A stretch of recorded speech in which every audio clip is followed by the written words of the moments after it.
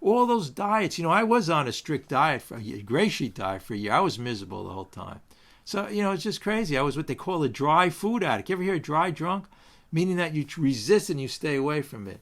But now we could be happy and joyous in our eating and what we're doing with our food, because all of a sudden we have the perception change. We see this stuff for what it is, knowing the truth from the false. It's poisonous.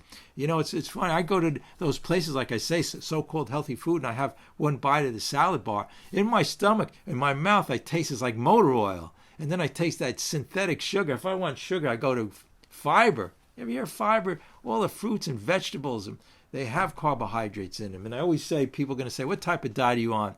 I'm on a whole food, plant-based diet. But I'm saying this to everybody here. It's not so much high protein, low protein, high carb, low carb, whatever it is. It's what we put on the foods. Not what we put on. Well, probably what we put on, but it's what the corporations do. And I was saying, too, that God gave us a gift. When we get centered, we have the perfect thermostat in our brain on how much to eat and not to eat. When we get it's 10-step promises us that. On page 86 it says, or 84 and 85, it says we will be in a position of neutrality, not even have sworn off. We don't even have to swear off, not stop fighting anyone or anything. Getting centered, getting spiritual. So that's the solution to our whole thing with this food addiction is that centeredness. And the body will know. Again, the one thing that God gave us ability to do. Look, it's called the autonomic nervous system, okay? Our breathing, right? The heartbeats automatically. That's why it's called the autonomic nervous system. When you put food in your mouth, automatically your body, it's a miracle, right? The whole thing's a miracle. And it knows how to digest the food and everything. It knows when the stomach is full. But the one thing that God gave us ability to do is to take the food and put it in our mouth. If he had the ability to do that, he'd be perfect. And he does, actually, through our thinking when we get centered. We're God-given. We're in God's consciousness. But we're into the self and the self-recrimination. So we get the guilt, shame, and remorse once we're binging or we're compulsing or whatever we're doing. Anorexia, bulimia, all of these things. Drugs, alcohol. We're overthinking. We have a better way. We're going to control it. Even with people, trying to control people and telling them what to do. I mean, there's a whole thing. The food's related to everything else in our life, and everything else in our life is related to the food. The miracle of this program, people come in, they say, I want my diet sheet. What's my diet? Do you have a plan there? This is the most amazing thing. It solves all our problems in the book here. So even if somebody's on a diet and they say they're being successful, they got down their goal weight, well, when that doesn't become important anymore, the diet, then they gain it all back. But we have what's called a design for living. Some people say attitude adjustment, also cognitive behavioral therapy. Somebody, I once saw a psychologist and he said this is the best form of cognitive behavioral therapy, changing the thinking. That's what that's all about. Knowing the truth from the false. And we have a way where the truth is God-given, the kingdom and everything is within us. And we have that way. Look, do you ever see a cut heal? It's amazing how the body knows physically how we are, an amazing thing in this universe. You think that we can't, through God conscious, figure out how much food to eat? It's when we get in the way. If we had a cut or a scab and we kept on picking at it. But that's what we do with these crazy foods getting in our body.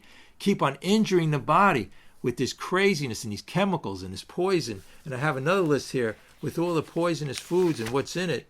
And it just goes on. And it talks about, well, there's like 50 ingredients. I mean, I don't have to read the list here. If you want to know the list, some people said, send me the list. Go in the supermarket, or if you're at home now, pick up one of your processed foods. You'll see 50 ingredients in it. Should be one ingredient. That's the key, the secret, God's gift. And I showed you the food here, an amazing thing. And, this alone, the water alone, when you have that shift in consciousness change, and you want the clarity, you won't want those gloopy drinks with 1,500 calories. Where are you going with that? That's the corporations. They put the chemicals in there that actually ruin that part in the hypothalamus. There's a name I saw on the internet called the Apistat, which sounds appropriate, right? Appetite. But we clog it up with these chemicals and our thinking.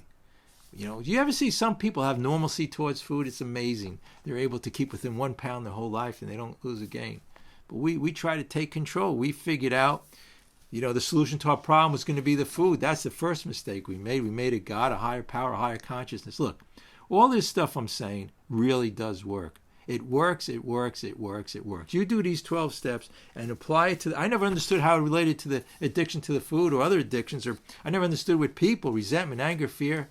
Having had that spiritual awakening, it goes away from us. Okay, that was great.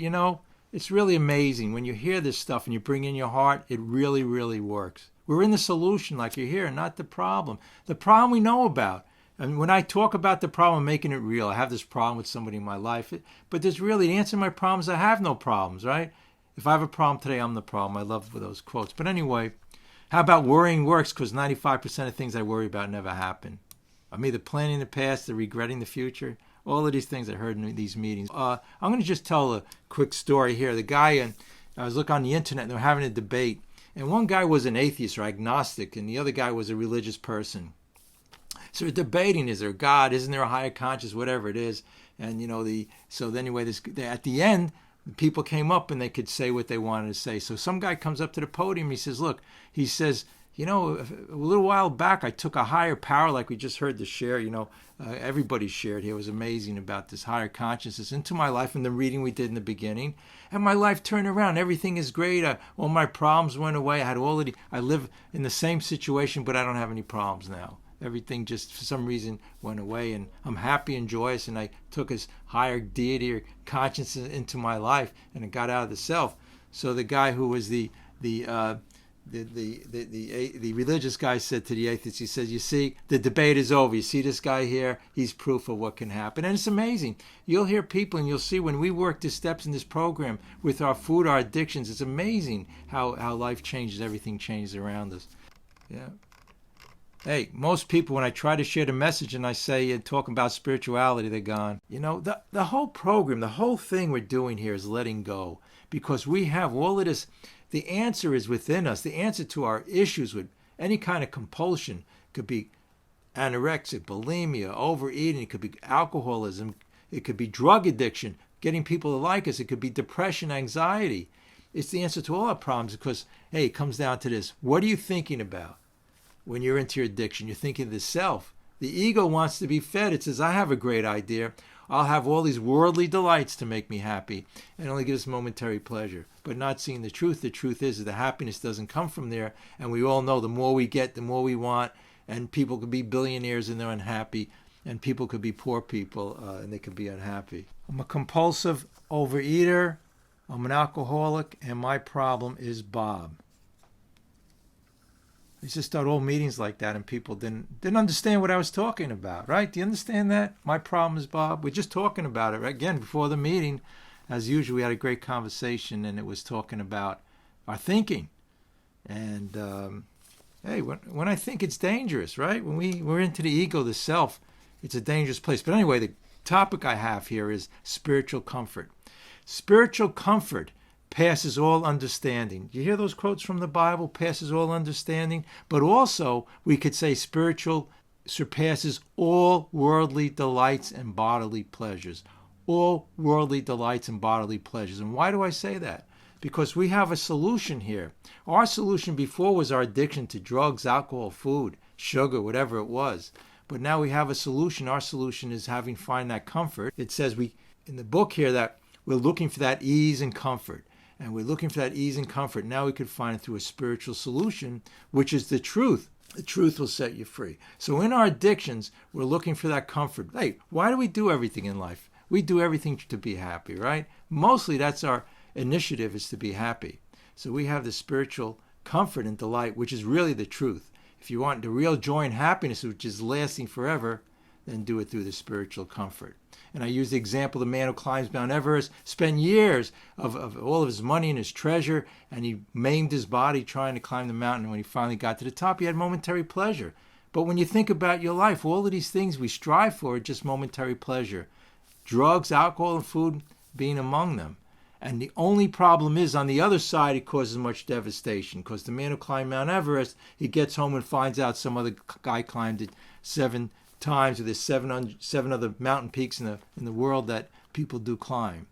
So it was momentary pleasure. And the guy I heard it from was from a meditation center. He says, I could sit on my couch and be just as happy as the man who climbed Mount Everest, but it's better, it's lasting blissfulness and happiness by being centered. We were created that way. So the topic's saying that spiritual comfort surpasses all understanding but worldly delights and pleasures. So when we get centered, and we'll know, and we'll be instructed intuitively through this higher consciousness, that the real true and comfort comes from being centered and enjoying life and feeling the vibrations around us. When we're into our addictions or we're into the self, which is also the obsessing about the self, we're very finite. We don't hardly see anything. We just see that one thing. But when we get open and we can have all, and it's the answer to all our problems, it says in the big book here. So the thing is this, and I have a list here. Here, health risks of overweight and obesity. Oh, here's a quote. It says here it's from Thomas Edison. I don't know. Again, I quote off the internet. It says, "The doctor of the future will no longer treat the human frame with drugs, but rather will cure and prevent disease with nutrition." Cure and prevent disease with nutrition. In our country here, in this Western society, not only are we not eating healthy foods, but the foods are less than unhealthy. They have devastating chemicals and things in them that cause the diseases and all that things. So it's saying that nutritious foods. Somebody could eat thousands of calories a day and still be starving to death because the foods they're eating are processed unhealthy foods and no nutrition in it. So we have a way of getting that spiritual comfort, and it surpasses all of these other things. So diets don't work because diets is saying, I'm going to resist the spiritual comfort. You can't resist the devil. The more you try, the more power you give it. Because by resisting something, you're saying, well, it's really real. I have to resist it. But the way around it is, even our resentment towards people is through love and understanding. When we have compassion, understanding about our lives, ourselves, and the food and everything around us, we have a different perception change, it's called. It's throughout the book, but in there is a solution. It says on page 25, "Where therefore we are approached by those in whom the problem had been solved." This is in the second paragraph on page 25.